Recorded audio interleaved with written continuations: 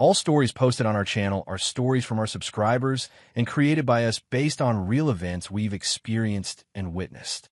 We post new stories every day for your entertainment, that we hope you enjoy them. Thank you. There are sounds that stay with you forever. The crack of a bone breaking, the wail of a siren in the night, the flat line of a heart monitor in a hospital room. But nothing in my 39 years of existence had prepared me for the sound that would echo through my consciousness for months to come. It was my wife's laughter, not the warm, genuine laughter I had fallen in love with 12 years ago, but something sharper, crueler, a blade disguised as mirth. And then her words, delivered with the casual certainty of someone stating an obvious fact. I'd rather die than let my husband touch me again. My name is Bennett Cole, and that sentence destroyed everything I thought I knew about my marriage, my work, and myself. The evening had started unremarkably. It was the second Saturday of September, and Margot was hosting her monthly book club at our home in Westfield, New Jersey, a sprawling colonial that we had purchased 5 years ago when my tech consulting business finally took off. I had planned to make myself scarce, as I usually did during these gatherings, retreating to my home office to catch up on work while the women drank wine and discussed whatever literary fiction had captured their attention that month. But I had forgotten my phone charger in the living room, and I was expecting an important call from a client in Singapore. So I made my way downstairs around 9 o'clock, moving quietly so as not to disturb the gathering, intending to slip in, grab the charger, and disappear. I was in the hallway, just outside the arched entrance to the living room, when I heard my name. "Bennett's been so clingy lately," Margot was saying, her voice carrying that performative tone she adopted when she wanted to entertain her friends. "It's actually embarrassing. He keeps trying to, be intimate." A chorus of sympathetic murmurs from her friends, Bianca, Sterling, and Nicolette, women I had smiled at over countless dinner parties, whose birthdays I had remembered, whose children I had asked about with genuine interest. "Men are so oblivious," Bianca said. "They don't understand that sometimes we're just not interested." "It's not that I'm not interested in intimacy," Margot clarified, and something in her tone made me freeze, made me press myself against the wall like a coward eavesdropping on his own humiliation. "I'm just not interested in it with him. God, the thought of his hands on me." She shuddered audibly. "I'd rather die than let my husband touch me again." The laughter that followed was immediate and unanimous. 4 women finding hilarity in my inadequacy, my repulsiveness, my apparent failure as a man and a husband. I stood there, paralyzed, as they continued. "So what are you going to do?" Sterling asked. "Divorce him? And give up all this?" Margot's voice was incredulous. "This house? The lifestyle? Bennett makes excellent money, and he's useful in that regard. No, I'll stay married. I just won't participate in the physical aspects anymore. He can take cold showers and needs to." More laughter, more validation of my worthlessness. I don't remember walking away. I don't remember climbing the stairs or entering my office or sitting down at my desk.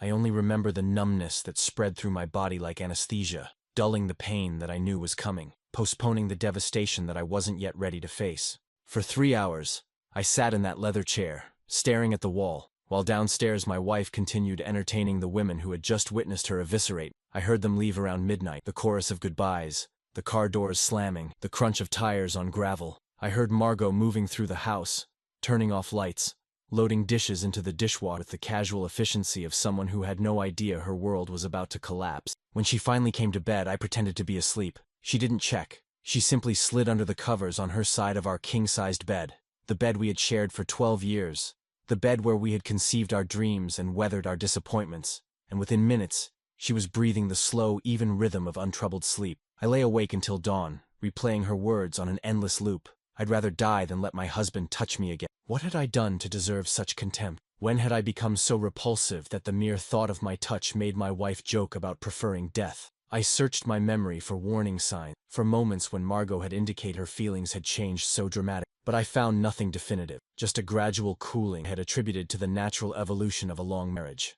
We hadn't been intimate in 6 months. I had noticed, of course, had felt the sting of her constant rejections, her headaches and exhaustion, and not tonight, maybe later. But I had convinced myself that it was a phase, that the passion would return once the stress of her job eased, or the season changed, or some other external factor resolved itself. I hadn't realized that the problem was that I was so physically repugnant to my own that she found humor in my desire. When the first rays of sunlight began filtering through the curtains, I made a decision. I couldn't confront Margot, not yet. I needed time to process, to understand, to figure out what I wanted to do, and so I did what I always did when I needed to escape. I worked. I left for the office before she woke up, leaving a note on the kitchen counter claiming an emergency client meeting. I spent Sunday at my desk, accomplishing nothing, staring at spreadsheets and proposals without seeing them. When I finally returned home that evening, Margot greeted me with the same distracted affection she always showed. A peck on the cheek, a question about my day, an update on her own activities. She had no idea that I knew, and I wasn't ready to tell her. That night, I slept in the guest room for the first time in our marriage, claiming I was fighting a cold and didn't want to keep her awake with my coughing. She didn't question it. She barely seemed to notice.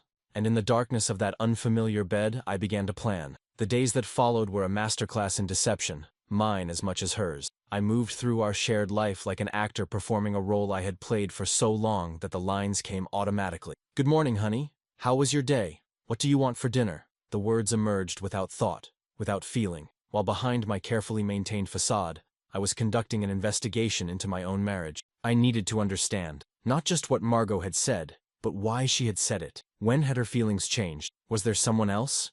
Had our entire relationship been a performance? Or had something shifted that I had failed to notice? The first thing I did was examine our financial records. It felt invasive, almost paranoid, but I had read enough articles about cheating spouses to know that unusual spending patterns often revealed hidden relationships. I logged into our joint accounts, scrutinized credit card statements, looked for unexplained charges at hotels or restaurants or boutiques that might suggest gifts for a lover. I found nothing. Margot's spending was exactly what I would have expected. Groceries, yoga classes, the occasional spa treatment, regular purchases from her favorite clothing stores. No mysterious transfers, no hidden accounts, no evidence of a secret life. Next, I turned to her phone. I knew her passcode. We had always been open about such things, or so I had believed. And one evening while she was in the shower, I scrolled through her messages, her emails, her social media accounts. Again, nothing. Her communications were mundane, even boring. Work emails, group chats with her book club friends, occasional texts with her sister in California. There were no flirtatious exchanges, no late-night conversations with mysterious contacts, no deletion patterns that might suggest she was hiding something. If Margot was having an affair, she was extraordinarily careful about covering her tracks. But I was beginning to suspect that infidelity wasn't the issue at all. The issue, it seemed, was simply me. I started paying closer attention to how she behaved around me, really paying attention, in a way I hadn't for years. And what I saw was illuminating. Margot flinched when I touched her. Not dramatically, not in a way that would be obvious to a casual observer, but there was a subtle tension that entered her body whenever my hand brushed hers, or my arm wrapped around her shoulder. She leaned away from my kisses, always finding an excuse to break contact after the briefest peck. She positioned herself on the far edge of the couch when we watched television, maintaining maximum distance while still appearing to share the same space. Had she always been like this? Or was it a recent development that I had been too distracted or too optimistic to notice? I couldn't remember. The years had blurred together, and I realized with horror that I couldn't pinpoint when our physical connection had begun to erode. It was like trying to identify the exact moment when a tide starts to recede. Gradual, imperceptible, until suddenly the beach is exposed, and you're standing on dry sand wondering where the water went. I confided in my best friend, Wesley Tate, over drinks at a bar we had frequented since college. Wesley was a divorce attorney, ironic, given the circumstances, and he had seen enough failed marriages to recognize the warnings. She said what? He asked, his glass frozen halfway to his mouth. I repeated Margot's words, watching his expression shift from disbelief to anger, to something approaching pity. Jesus, Bennett, that's brutal. Yeah, I'm aware. What are you going to do? I don't know yet. Part of me wants to confront her, demand an explanation, fight for our marriage.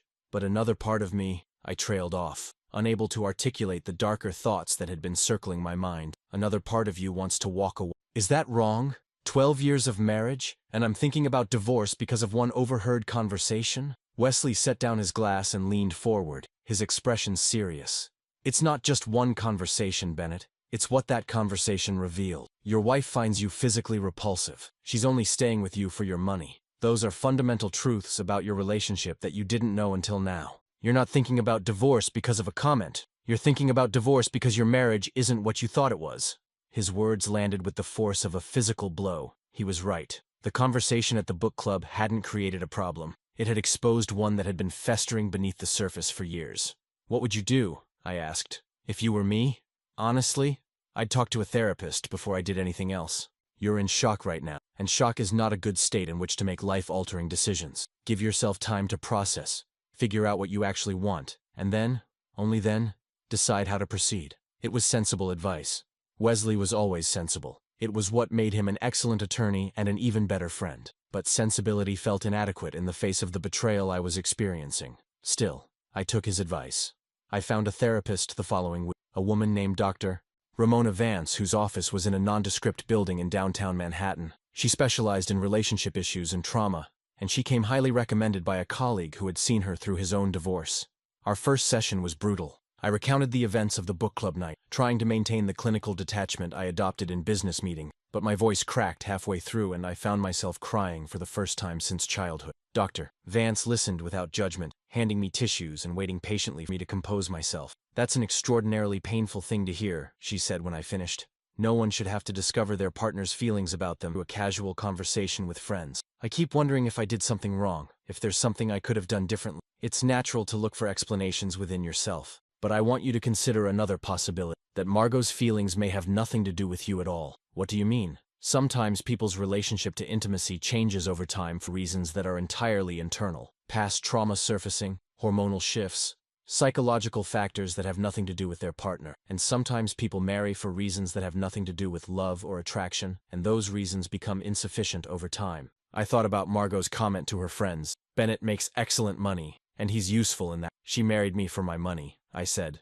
the words tasting bitter in my mouth. "That's one possibility. Another is that she loved you once, and something changed. Human relationships are complex. The why matters less than the what. What you're going to do now that you know the truth." What was I going to do? The question haunted me for weeks, coloring every interaction with Margot, every moment in our shared home, every night I spent in the guest room claiming various ailments that kept me from our bed. And slowly, painfully, an answer began to form. I chose to confront Margot on a Thursday evening, exactly 1 month after the book club incident. I had spent 4 weeks in therapy, countless hours in conversation with Wesley, and endless sleepless nights wrestling with my options. I had considered simply filing for divorce without explanation, letting the lawyers handle the dissolution of our marriage with clinical efficiency. But something in me needed to see her face when she learned that I knew. Something needed closure. She was in the kitchen when I came home from work, chopping vegetables for a salad with the mindless precision of someone whose thoughts were elsewhere. I watched her for a moment from the doorway, this woman I had loved for over a decade, whose body I had once known as well as my own, whose laugh had once made me feel like the luckiest man alive. I didn't recognize her anymore, or perhaps I was finally seeing her clearly for the first time. "We need to talk," I said. She glanced up, mildly annoyed at the interruption. "Can it wait? I'm in the middle of making dinner." "No, it can't wait." Something in my tone must have registered, because she set down the knife and gave me her full attention. "What's wrong?" I pulled out a chair at the kitchen table and sat down, gesturing for her to do the same. She hesitated, then complied, her expression wary. "I was in the hallway during your book club last month," I said, keeping my voice steady through sheer force of will. "I heard what you said about me." For a moment, confusion flickered across her face, then comprehension dawned, followed by something that looked almost like fear. "Bennett, I'd rather die than let my husband touch me." I repeated her words with mechanical precision, watching each syllable land like a blow. "That's what you told your friends. You laughed about it." "They all laughed about it." "I was drinking. I was exaggerating. You know how women talk when—" "Don't." The word came out sharper than I intended, but I didn't soften it. "Don't insult me by pretending that was just harmless venting. You meant every word." Margot's face went through a rapid series of transformations. Denial, defiance, resignation. Finally, she seemed to deflate, her carefully maintained composure crumbling. "Fine," she said quietly. "You want the truth? Here's the truth. I haven't been attracted to you in years. I don't know when it started or why. Maybe it was never there to begin with, or maybe it faded so gradually that I didn't notice until it was gone. But the thought of being intimate with you now makes my skin crawl." I had expected the words, had steeled myself against them, but they still hurt more than I could have imagined. "Then why stay married? Why not just tell me the truth instead of letting me believe we had a chance?" "Because I don't want to be alone." The admission burst out of her with surprising force. "Because I like this house and this lifestyle and the security of being married to someone who can provide for me. Because starting over at 40 terrifies me. Because it's easier to stay in a loveless marriage than to face the uncertainty of being single." "And what about me? What about what I want?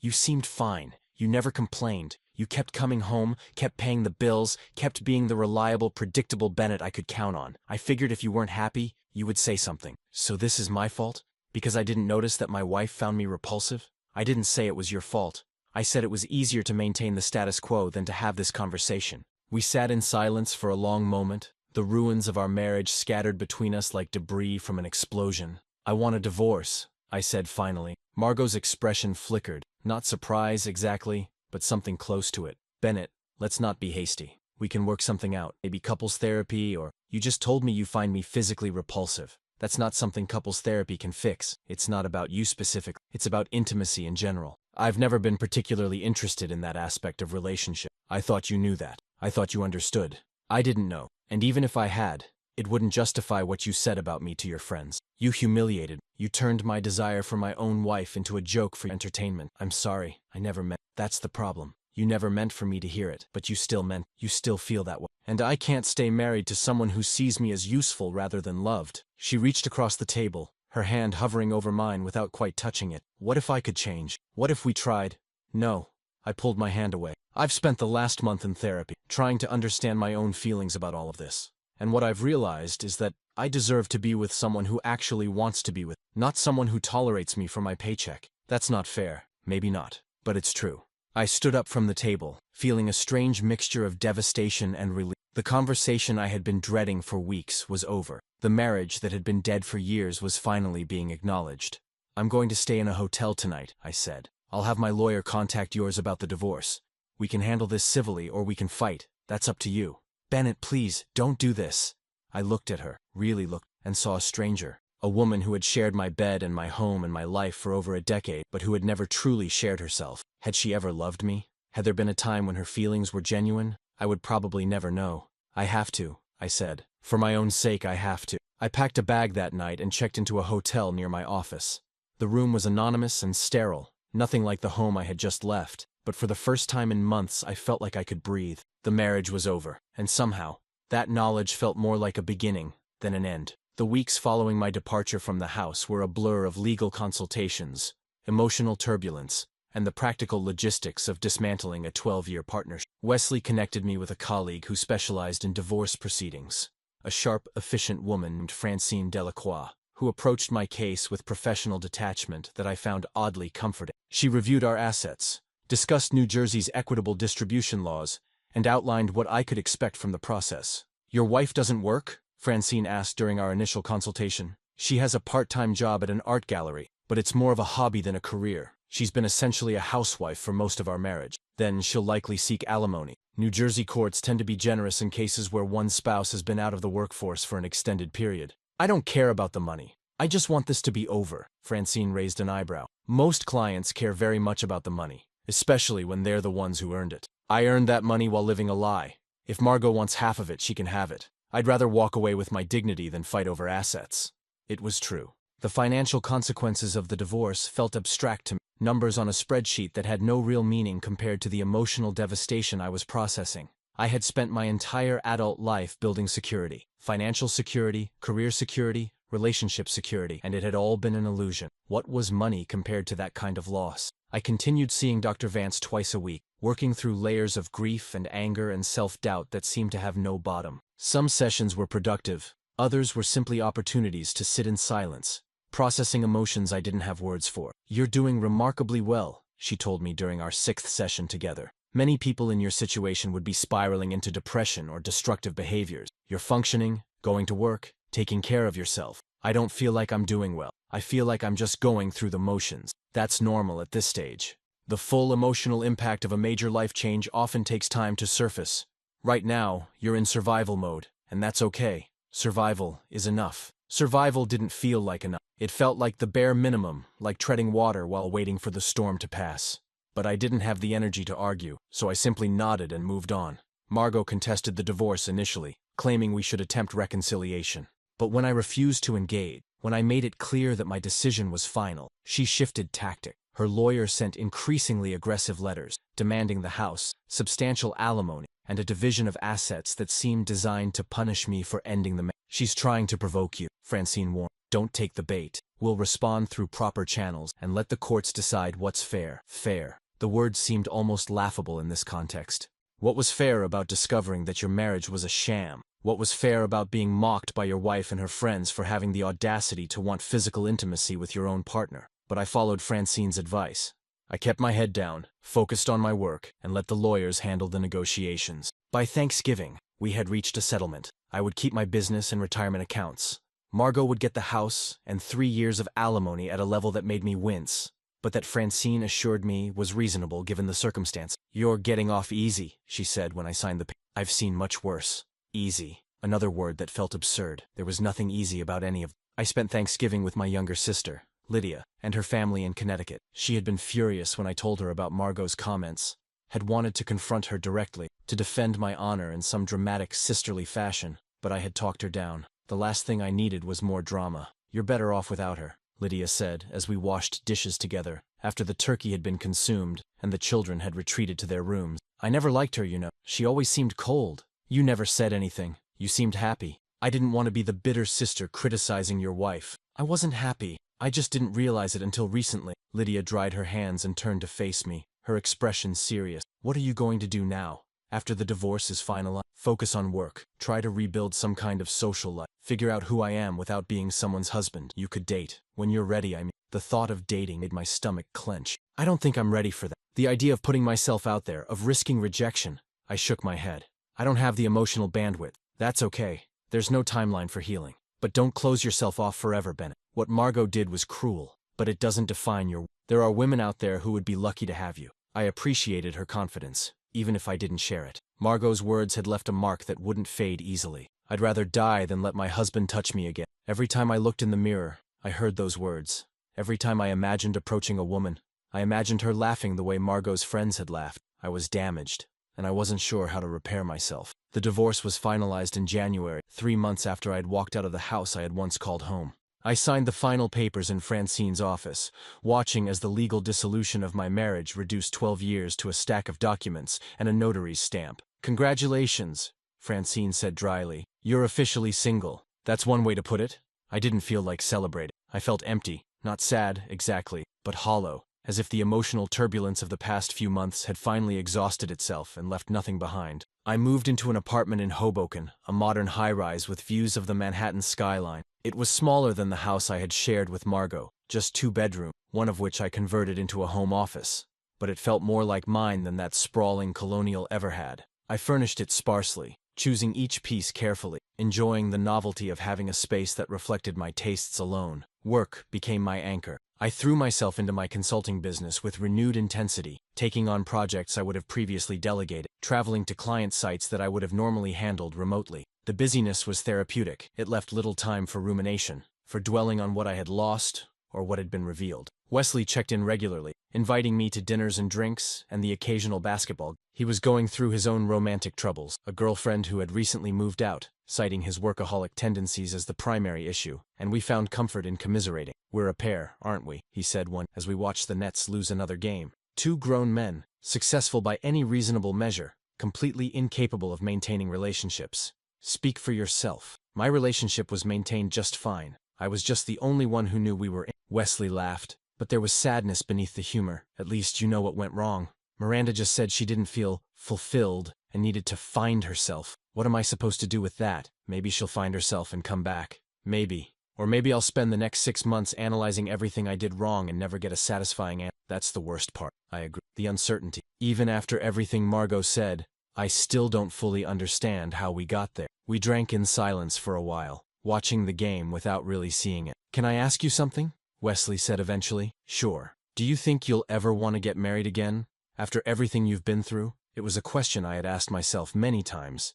The institution of marriage had failed me spectacularly, or perhaps I had failed at it. Either way, the idea of making those vows again, of trusting someone that completely, seemed impossible. "I don't know," I admitted. "Right now, the thought of being vulnerable with another person makes me want to hide under my bed. But maybe that'll change. Maybe I'll heal enough to take the risk again. I hope so. You're a good guy, Bennett. You deserve to be happy. So do you." "Yeah, well, we'll see." Spring arrived slowly that year, winter clinging stubbornly to the northeast before finally releasing its grip. I watched the city transform from my apartment window, the gray giving way to green, the heavy coats replaced by light jackets, the general mood lifting as sunlight returned. I started running again, a habit I had abandoned during my marriage when Margot complained about the time it took away from our weekends. There was a path along the Hudson River that offered stunning views of the skyline, and I found myself drawn to it most mornings, pounding out miles as the sun rose and the city came to life. The physical activity helped. My body felt stronger, more capable, more like something I could take pride in. The thoughts that plagued me, the self-doubt, the replaying of Margot's words, the fear that I was fundamentally unlovable, seemed quieter when I was in motion. I also started cooking, another hobby that had atrophied during my marriage. Margot had been particular about food, dismissing most of my attempts as too bland or too heavy or too experimental, until I had simply stopped trying. Now I bought cookbooks, watched YouTube tutorials, and experimented with cuisines I had always wanted to explore. Italian one week, Thai the next, Mexican the week after that. The results were mixed, but the process was satisfying. Slowly, almost imperceptibly, I was building a new life. It was quieter than my old life, lonelier in some ways, but it was mine, and for the first time in years, I was making choices based on what I wanted, rather than what someone else expected of. It wasn't happiness, not exactly, but it was something, and for now, something was enough. I met Josephine Harper on a rainy Tuesday evening in April, in the most mundane of circumstances. We were both sheltering under the awning of a coffee shop, waiting for the sudden downpour to pass. I noticed her first because of her laugh. She was on the phone, engaged in a conversation that seemed to delight her, and her laughter was warm and unself-conscious.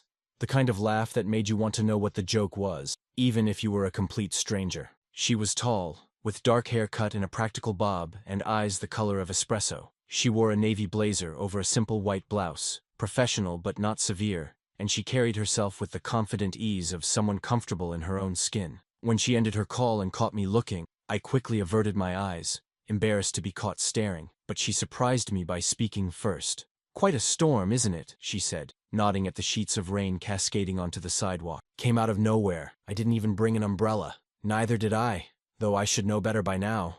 April showers and all. We chatted easily for the next few minutes.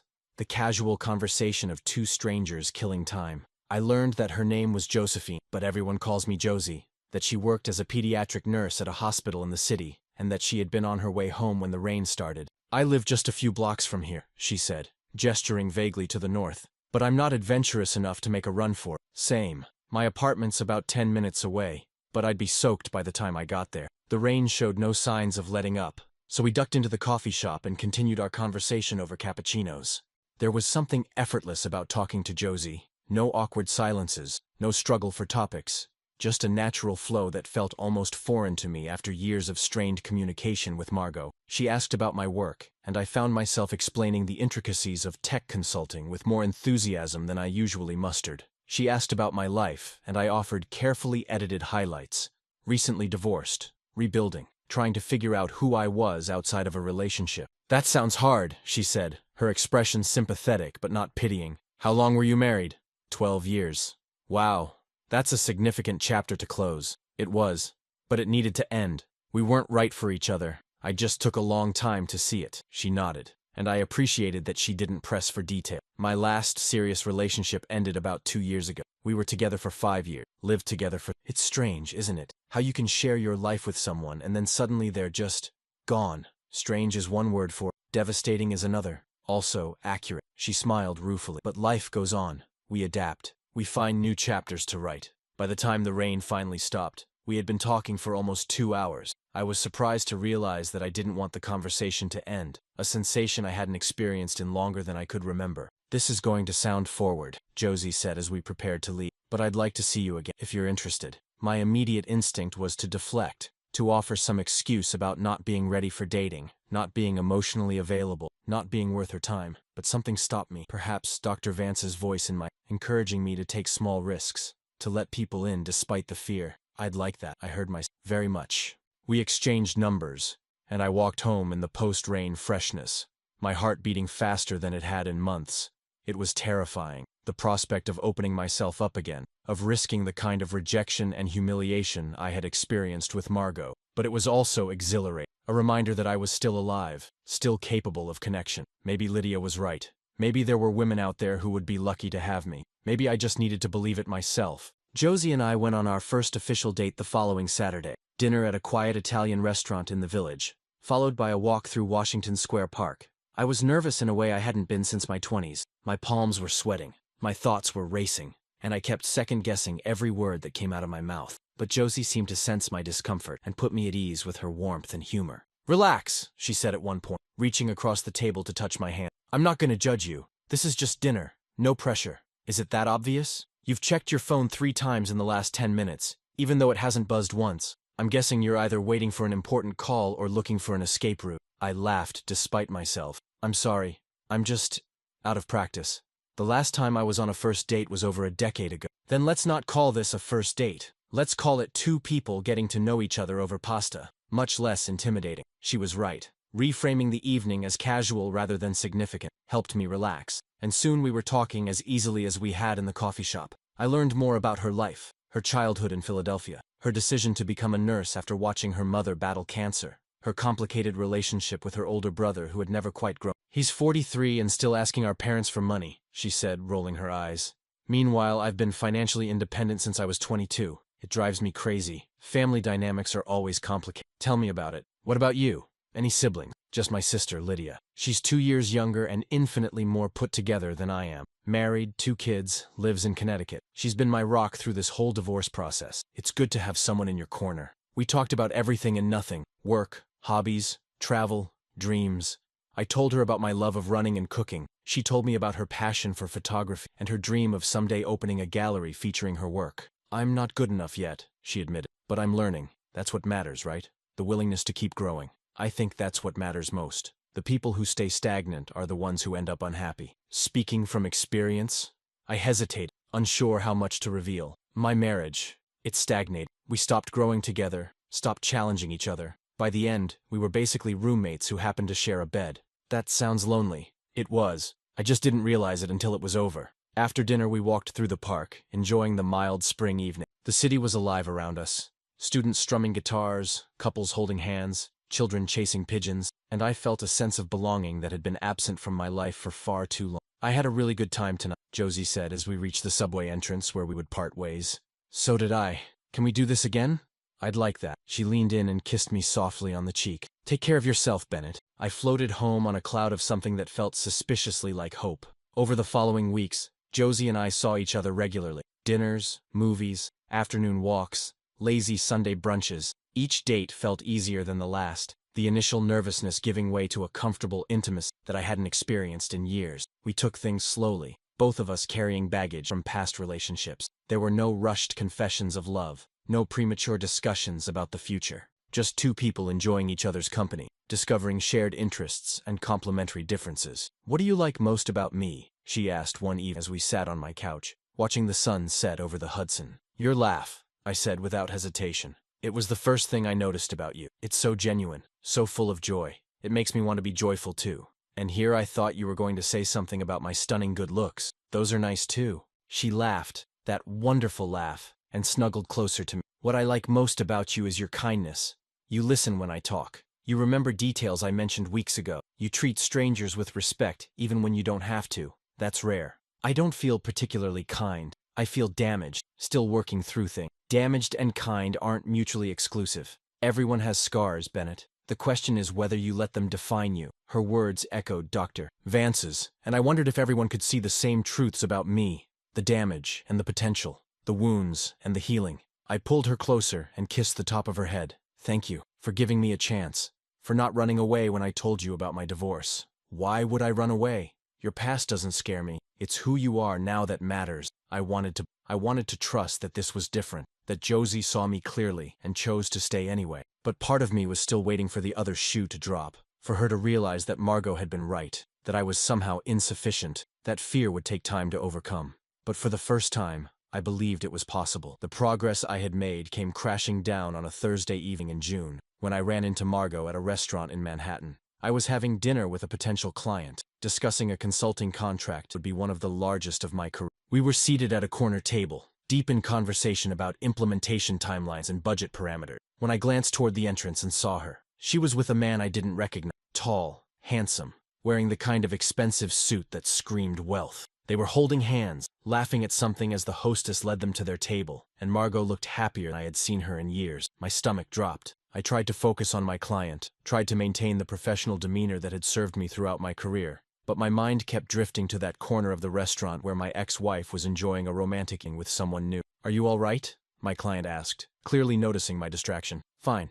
Just saw someone I wasn't expecting. I excused myself to use the restroom, taking a circuitous route that brought me past Margot's table. She saw me immediately, her expression shifting from surprise to discomfort. "Bennett," she said, her voice carefully neutral. "Margot," I nodded at her companion. "I don't think we've met. This is Jeffrey. Jeffrey, this is my ex-husband, Bennett." Jeffrey stood and shook my hand with the confident grip of someone who had never experienced a moment of self-doubt. "Nice to meet you. Margot's told me a lot about you, has she?"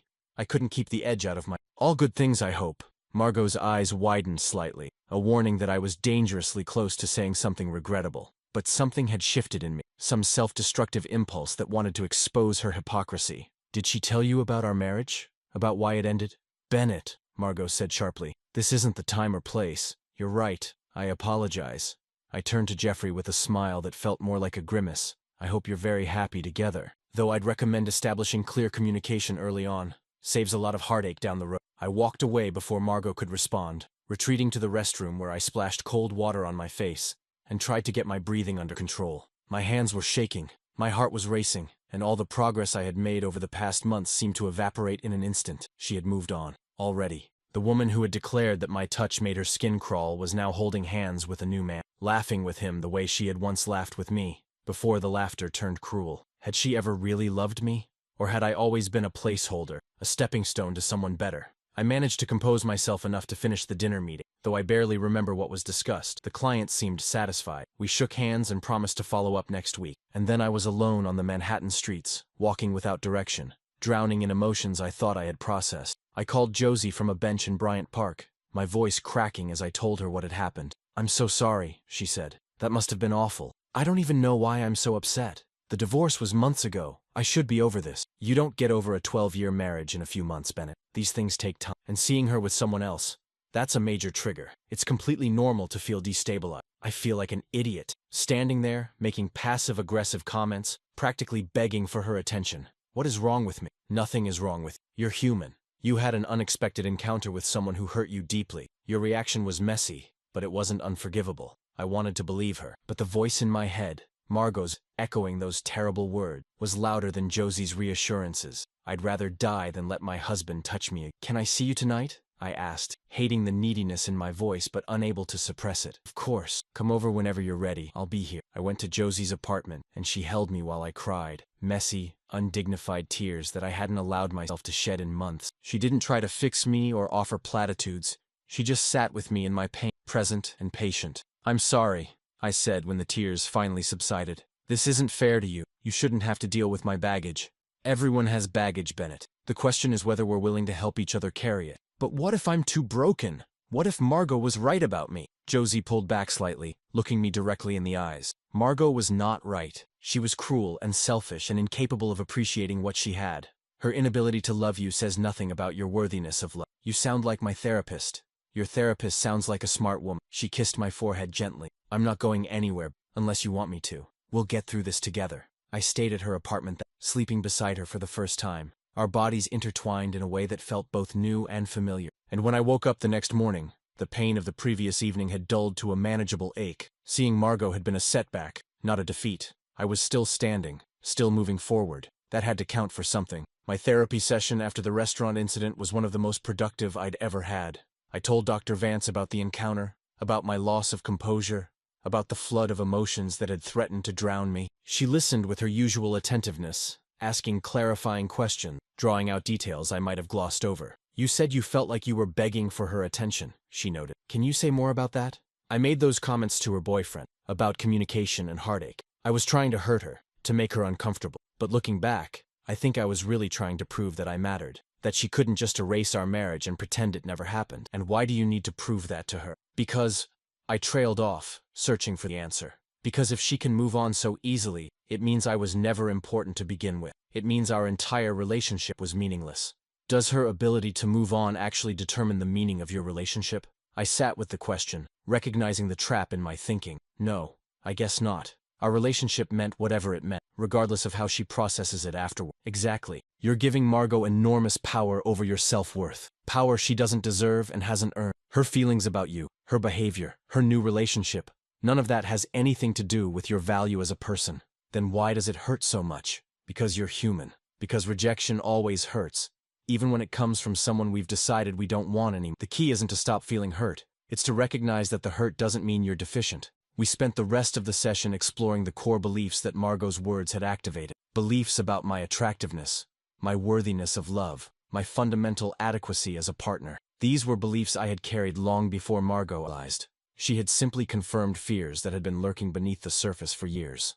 "Where do you think these beliefs came from?" Dr. Vance asked. I thought about my childhood, about my father, a distant, critical man who never seemed satisfied with anything I did, about the string of girlfriends in my 20s who had ended things citing vague dissatisfactions I never fully understood, about the gradual accumulation of evidence, real or imagined, that I was somehow not enough. "I've always felt like I had to prove myself," I said slowly, "like I started from a deficit and had to work twice as hard to be considered acceptable." And Margot's rejection confirmed that belief. Yes, she gave voice to my worst fears about myself. That's why it hurt so much. Not because she was right, but because she said out loud what I had always secretly. Dr. Vance leaned forward. "Here's the thing, Ben. Those beliefs aren't facts. They're stories you've told yourself. Narratives shaped by imperfect information and childhood pain. And just like any story, they can be rewritten." "How?"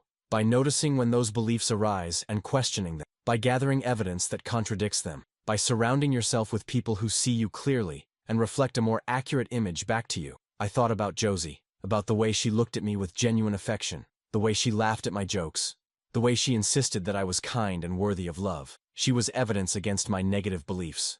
So were Wesley and Lydia and Dr. Vance herself. "I've been so focused on what Margot thought," I said, "that I've ignored what everyone else thinks. The people who actually care about me. That's very common after a painful rejection. The negative voice becomes so loud that we can't hear the positive ones. Part of healing is learning to turn down that volume." I left the session feeling lighter than I had in weeks. The breakthrough wasn't complete. I knew there was more work to be done, more beliefs to examine and challenge, but something had shifted. For the first time, I could see a future where Margot's words didn't define me, where I wasn't perpetually waiting for someone to confirm my worst fears. That evening, I called Josie and asked her to dinner. We went to the Italian place where we'd had our first date, and I told her about my therapy session, about the beliefs I was working to challenge. "I want you to know something," I said, reaching for her hand across the table. "What we have, it's not a rebound. It's not me trying to prove that I'm lovable. I genuinely care about you, Josie. I'm grateful for you." "I know," she said, squeezing my hand. "I've never doubted that. I've doubted it. I've wondered if I was just using you to fill a void, or if I was capable of real feelings after what happened. But I don't wonder anymore." She smiled, and my heart swelled with an emotion I hadn't felt in years. "I love you," I said, surprising myself with the words. "I know it might be too soon to say that, but it's true." "It's not too soon," she replied. "I love you too." We kissed across the table, oblivious to the other diners, lost in a moment that felt like the beginning of something real. The summer that followed was the happiest of my adult life. Josie and I grew closer, building a relationship that felt nothing like my marriage to Margot. We communicated openly, sharing fears and hopes and the mundane details of our daily lives. We argued occasionally, about small things mostly, but we argued productively, seeking resolution rather than victory. "This is what it's supposed to feel like," I told Wesley one evening. "Mutual respect, genuine affection, the feeling that someone is actually on your side." "Sounds like you found something good." "I have. And the crazy thing is, I almost didn't let myself have it. I was so convinced that Margot was right, that I was unworthy of real love, that I nearly sabotaged every good thing that came my way. But you didn't. But I didn't. Thanks to a lot of therapy and a very patient woman. My business continued to thrive. I took on larger clients, expanded my team, and found myself turning down projects for the first time in my career. The success felt different now, less desperate, less tied to my sense of self-worth. I was proud of what I had built, but it was no longer the only thing that defined me. I started running marathons, challenging myself physically in ways I had never attempted. The training was grueling, months of early mornings and aching muscles. But the sense of accomplishment when I crossed the finish line was unlike anything I had experienced. My body could do things I had never believed possible. That was a revelation. I also reconnected with old friends I had neglected during my marriage. Margot had been subtly dismissive of my social circle, always finding reasons to skip gatherings or cut visits short. And over time I had acquiesced to her preferences without realizing how isolated I had become. Now I was rebuilding those connections, showing up for birthdays and barbecues and the simple pleasures of friendship. "You seem different," my college roommate observed at a reunion dinner. "More yourself." "I feel more myself." It took losing everything to figure out who I was underneath all the roles I'd been playing. Josie met my family that fall, joining us for Thanksgiving at Lydia's house. My sister adored her immediately, pulling me aside to whisper approving comments, while Josie charmed my niece and nephew with card tricks she had learned from a patient. "This one's a keeper," Lydia said firmly. "Don't screw it up. I'm doing my best.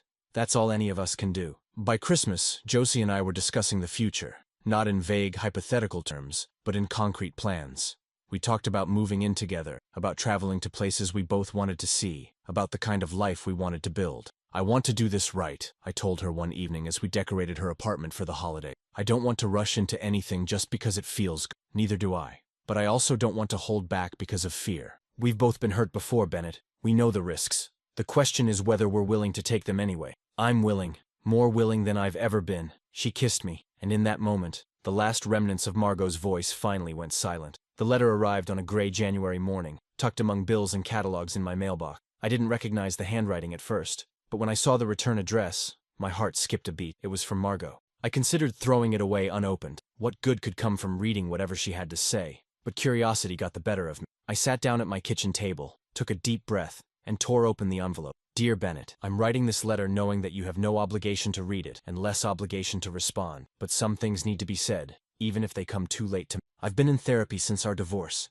trying to understand why I behaved the way I did and how I became someone capable of such cruelty. It's been a painful process, but also necessary. What I said at Prissy's book club was unforgivable. There's no justification for publicly humiliating your partner, for making their desire for intimacy a joke. I was angry at myself mostly for not being able to feel what I was supposed to feel, and I took that anger out on you. The truth is, I never deserved you. You were kind and patient and devoted, and I repaid you with contempt. Not because you were inadequate, but because I was. I couldn't accept love, couldn't receive it without wanting to destroy it. That's a me problem, not a you problem. I know this apology doesn't undo the damage. I know that words on paper can't heal the wounds I inflicted. But I needed you to know that I was wrong. Not just about what I said, but about everything. You are not ugly. You are not unlovable. You are a good man who deserved better than what I gave you. I hope you've found happiness. I hope Josephine, yes, I've heard through mutual friends, appreciates you the way I never could. I hope your life is full of the love and connection that I was too broken to provide. You don't owe me forgiveness, but if you can find it in your heart to release the anger you must feel toward me, please do so. Not for my sake, but for yours. Carrying resentment is exhausting. I should know. With genuine remorse, Margot, I read the letter 3 times, each reading revealing new layers of meaning. There was the apology I had once craved, delivered months after I had stopped needing it. There was the acknowledgement that she had been the problem, not me. And there was something that sounded almost like growth, a recognition of her own limitations that I had never heard from her. I showed the letter to Josie that evening, watching her face as she read. "How do you feel?" she asked when she finished. "Honestly? Relieved." I think I needed to hear her admit it, even if I had already moved on. "Are you going to respond?" "I don't think so. There's nothing more to say. She's acknowledged what she did. I've done my healing. The chapter is closed." Josie nodded, placing the letter on the coffee table. "I'm glad you got this. It seems like real closure." "It is. It's the closure I didn't know I was still waiting for." That night, I slept more peacefully than I had in years. The last thread connecting me to my marriage, the lingering question of whether Margot knew she had been wrong, had finally been severed. I was free, completely, irrevocable. I proposed to Josie on a sun-drenched afternoon in April, exactly 1 year after we had met under that coffee shop awning. We were in Central Park, our favorite spot near Bow Bridge, where we had walked countless times over the past 12 months. She didn't suspect anything. I had been careful to keep my plans hidden, and when I pulled the ring box from my pocket and knelt on the path, her gasp of surprise was genuine. "Bennett, what?" "Josephine Harper," I began, my voice surprisingly steady despite the thundering of my heart. "A year ago, I was broken. I was convinced that I was unworthy of love, that something fundamental was wrong with me. And then I met you under an awning in a rainstorm, and everything changed." She was crying now, happy tears streaming down her cheeks. "You showed me what love is supposed to feel like. Not conditional or transactional, but free and joyful and unconditional. You saw me at my worst and chose to stay. You held me together when I was falling apart. You believed in me when I couldn't believe in myself. Bennett, I want to spend the rest of my life with you. I want to build a home together, face challenges together, grow old together. I know I'm not perfect. I'm still healing, still learning, still becoming the man I want to be. But I promise to keep trying. I promise to love you with everything I have." I held up the ring, a simple solitaire that I had chosen with Lydia's help, and asked the question I had been practicing for weeks. "Will you marry me?" "Yes," she whispered. "Yes, yes, 1,000 times yes."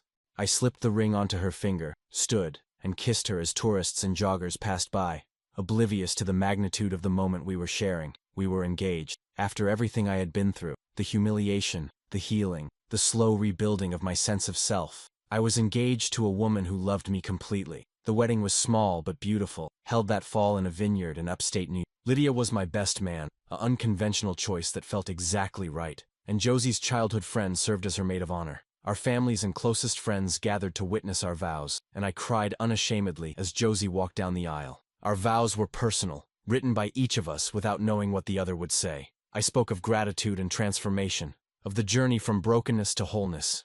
She spoke of partnership and acceptance, of seeing the best in someone even when they couldn't see it themselves. I take you as you are, she concluded, with all your beautiful imperfections, and I promise to remind you of your worth every day for the rest of our lives. It was everything I had never had in my first marriage. Authentic, mutual, built on a foundation of genuine love rather than convenience or When the officiant pronounced us husband and wife, I felt something shift in the universe. The past was truly past. The future stretched out before us, uncertain but full of promise. I kissed my wife, and the applause of our loved ones washed over me like a wave. 3 years into my marriage to Josie, I found myself sitting on a park bench in Westfield, New Jersey, just a few blocks from the house I had once shared with Margot. I was there for a business meeting, a routine consultation with a client whose offices happened to be in my former hometown. The meeting had ended early, and instead of heading straight back to the city, I had decided to revisit the streets that had once defined my daily existence.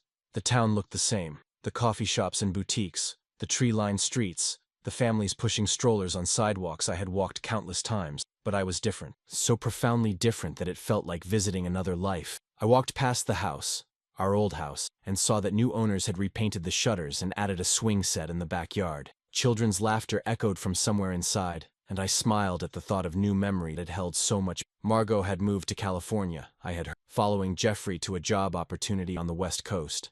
I didn't know how their relationship had turned out, and I realized I didn't particularly. Her story was no longer entangled with mine. We had become strangers, as all ex-partners eventually do. My phone buzzed with a text from Josie. How was the meeting? Good, I replied, taking a walk down memory lane. Be home soon, love you more. I pocketed my phone and continued walking, eventually ending up at the coffee shop where I had spent countless mornings during my marriage, nursing cappuccinos and reading the newspaper while Margot slept in. I ordered my old regular, a large, dark roast, no sugar, and sat by the window, watching the world go by.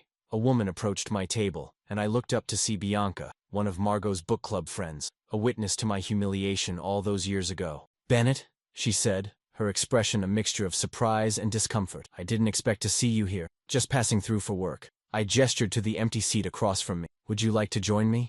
She hesitated, clearly uncertain whether this was a trap of some kind, but eventually, she sat down. How have you been? She asked, her voice cautious. Good, actually. Really good. I remarried. A wonderful woman named Josephine. We're happy. I'm glad to hear that. She looked down at her coffee cup. Bennett, I want to apologize for that night, for not speaking up, for laughing along, for being part of something that I knew was wrong.